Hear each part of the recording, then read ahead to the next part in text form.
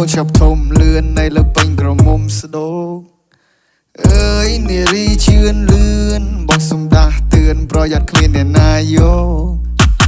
បងអ្នកថែភ្លេងខ្មែរសម័យបុរាណកល្យានបើសិនបានបងលន់ឡងចង់បានអ្វីក៏បានបងសម្រិតចំណងចងជាមួយនឹងស្រស់ធំផានសូមបើកភ្លើងបៃតងឲ្យបងឆ្លងទៅត្រើយម្ខាងកំឡុងដូចបងស្នងវែងដូនតា